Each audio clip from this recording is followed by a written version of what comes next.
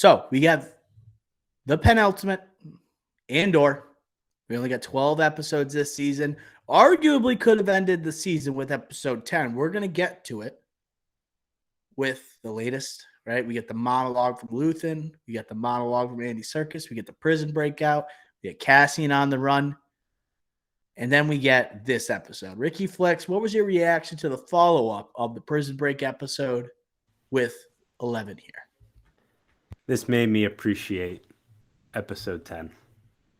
What I did after watching this is I immediately rewatched episode 10 because I wanted to fulfill what I suspected, which turned out to be true, is that episode 10 I was a little too hard on because episode 11 I'm going to be hard on. I knew this was coming. I didn't love it. I didn't love it. I didn't love it. Ricky, I agree. I didn't love it either, but I didn't hate it. You can't hate it. You can't hate it. We knew we were going to be in for a bit of a letdown because you can't really top what we saw with episode 10, arguably the best of the season. My opinion, best of the season alongside episode 5. I think it has a slight edge. Here, very heavy with the plot, very heavy with the setup for episode 12 with the season finale. I was anticipating this. The only thing, I will be okay with this episode as long as episode 12 delivers. And I think it will. Because every time we've doubted this show, it has come back with ferocity. I think with Marva's funeral coming up, Cassian returning, right, to Ferrix, we have Cyril finding out about the funeral, anticipating the return of Cassian, Cyril returning to Ferrix potentially, Deidre closing in on Cassian Andor here. Andor, we know, is not going to be able to help himself. He's going to have to come back to Ferrix because he can't stay on that beach land that we find himself when he tries to grab some funds, right, in order to return and in order to go wherever he can. I mean, do you think this did a good job at least setting up this episode 12 coming up? That's a tough question because it does set it up. Like all these storylines, even like you got Deidre and the Empire. You have Luthen and the bounties with Vale and her Senta partner. Yeah, and that's already in Ferrix. And then you have reunion. Yeah, you have that. You have obviously Andor going back to Ferrix.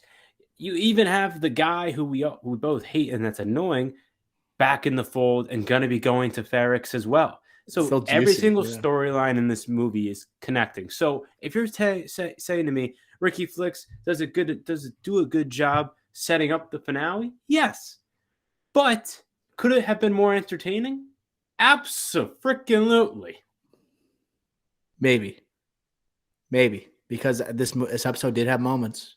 It had a moment. It was just calls to like, Andor funeral. I don't want to.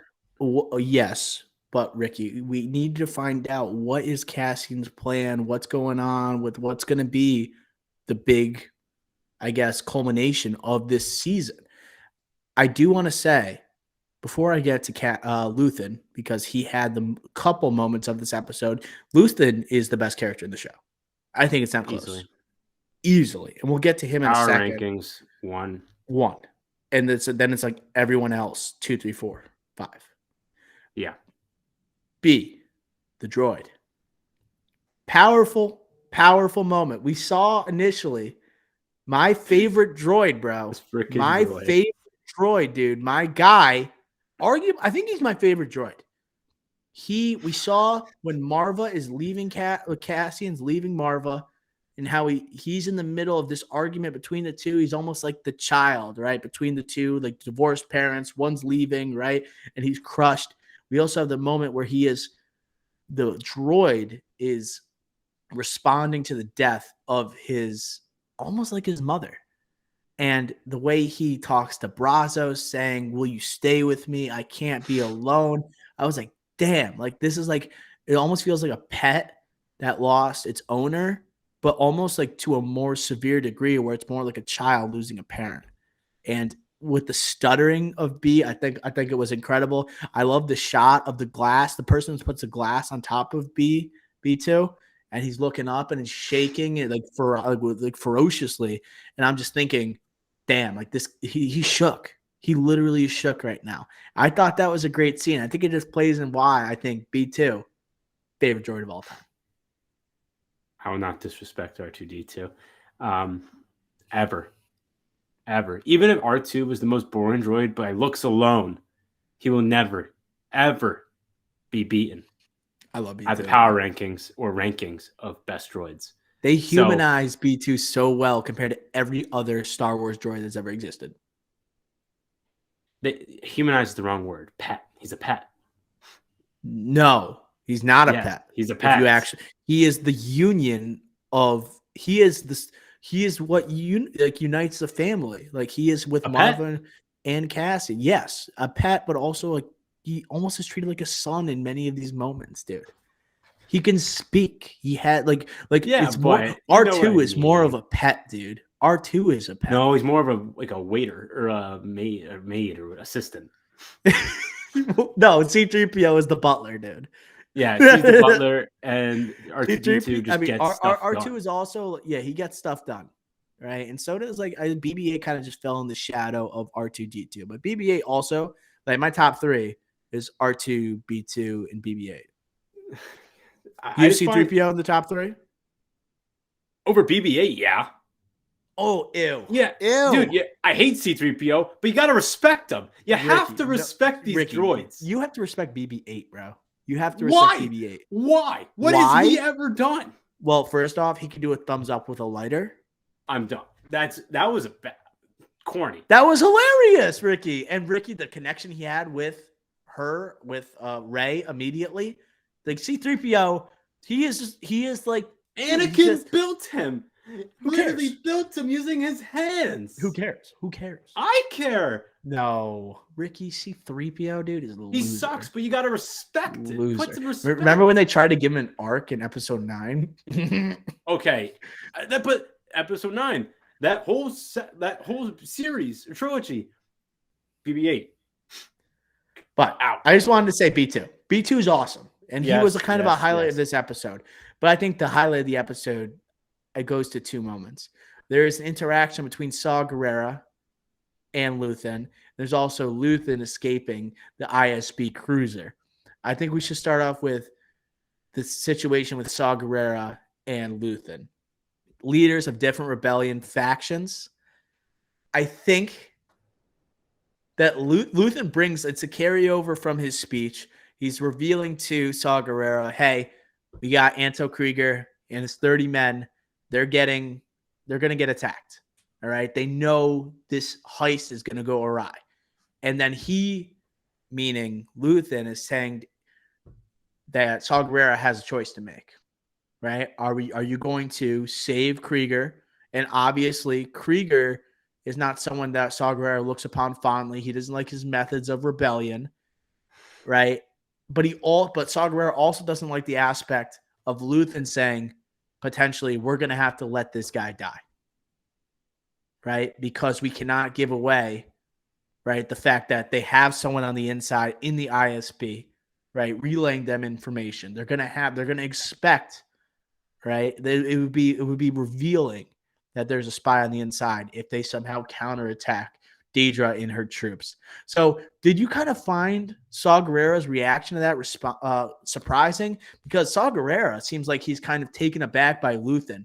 And Saw Gerrera is an extremist, right? He is someone that we've looked at in the Star Wars realm, especially with Rogue One, he's described as an extremist, where this guy goes beyond the lines of morality for the rebellion. Yet he's taken aback by Luthen. Like, to me, that said a lot about Luthen and how he is kind of like the ultimate anti-hero in Star Wars. Like, he is not a hero, but he's also not a full-on villain because he stands for rebellion. Like, he is willing to let people die. He's like the Punisher, bro. Luthen is the Punisher of Star Wars. Like, did you find that conversation, I guess, juicy enough? Did that also kind of help out this episode in terms of making up for its lackluster performance? That was the best scene in my opinion. Uh, first to only the second would be Luthen in the ship. That would be the second best scene. But no, I think that, and the scene made sense. I thought that was great writing because I think just if you like look at Saw Gerrera's character on its face, you'd be like, oh, he would be like, oh yeah, that makes sense. Let them die. But no, he Ruthless. doesn't have that reaction, and that makes sense because it's Saw Gerrera and he's an extremist. But it's like, wait, I have to cover my bases. Are you going to do that to me? Are you going to let me die if I was Krieger? I think it was perfect. I thought it was good writing. But my favorite part of the That's a good scene was at point. the end when Saw Gerrera goes like, for the greater good. And then Luthen's like, no, this isn't for the greater good, bro. This is just smart. Like, this is just what we have to do to survive. Like, this is, It follows up so well with the speech he had at the end of last yeah, episode, it dude. was perfect. And again, good writing. This is what like Star Wars and all these like IP franchise blockbuster movies shows.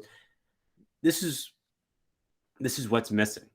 That I thought that scene was just like that development writing, just that plot, the plot line, just that's what's missing in in major IP in this modern era, and I loved it. Even though this episode was lackluster, again, it just goes to show the quality of the show is still extremely high, even in a lackluster episode compared to the rest. And you asked me last episode, Ricky Flex, like, would I rather, what would I rather watch, like House of the Dragon or Andor? And I think there is a commonality between these two shows because Andor has now become a show where you look forward to the dynamics in the dialogue between characters, right? This is one where you're looking forward. You're actually looking forward to these scenes that people look down upon in the prequel trilogy. People that were bored and felt bogged down. Now it's a driving force of this show. And I feel like House of the Dragon, a lot of people are talking about, okay, the affiliations of these different characters, the alliances that are being made, the backstabbing. That's also like a major, I guess, draw for Andor. I really do think so. Does that comparison ever like cross your mind, or is it you think it's a different level for House of the Dragon? Different level, just like actions speak louder than words. Also on the movie screen or TV, and House of the Dragon, or sudden deaths, shocking moments, backstabbing. It's just so much at a different level than like an Andor. And that's not disrespecting Andor. I just think for prestige TV and audiences, that's what we want to see more of.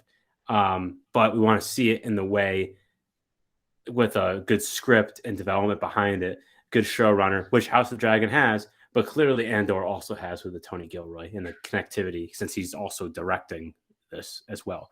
So nothing to take away from Andor. It does have that. It's just nowhere near to the same extent as like House of the Dragon, which again has Game of Thrones to lean on and has a huge thing saying, oh, like, what was this formula? Let's do something similar. Versus an Andor has Star Wars, doesn't really have a formula to work off of. It's just one man at the head just doing this on his own, doing something that feels and is separate from the Star Wars universe. And that's why we love it so much.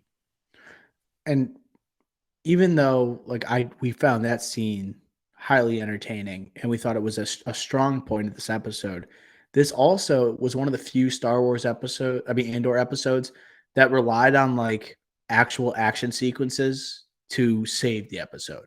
The TIE fighter scene, okay, where you have Luthen getting tracked down by the ISB. They notice his ship. He gets the ID from one of his insiders, and they get it to the ISB. He's cleared, but you have the people in the ISB that still want to take the ship in.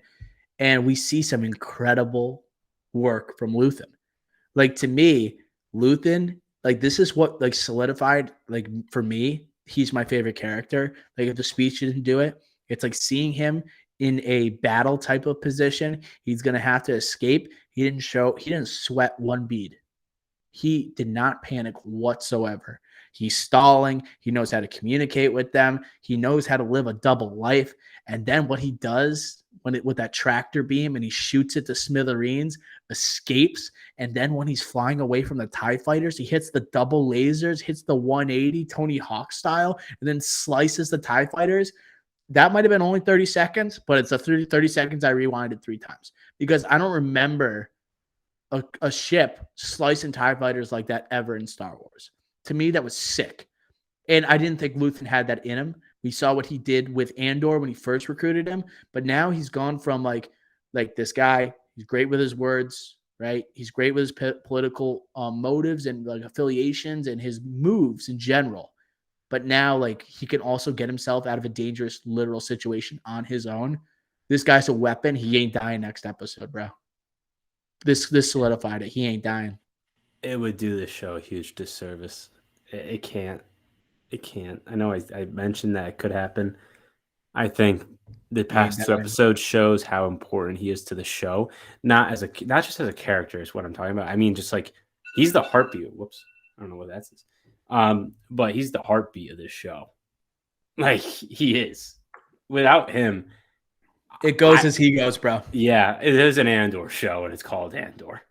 This is his. Like it's not, but it is. If you're catching my drift, call the next season Luthen. He can't die. I'm trying to think who could die. Blix, maybe she suffered a lot, so maybe not. Bix, drop the L. Vale. Bix. Vel. Like Ricky. Vel. Bix. Vel. I said Vel. I thought you said Vale. I think I said Vale earlier by accident.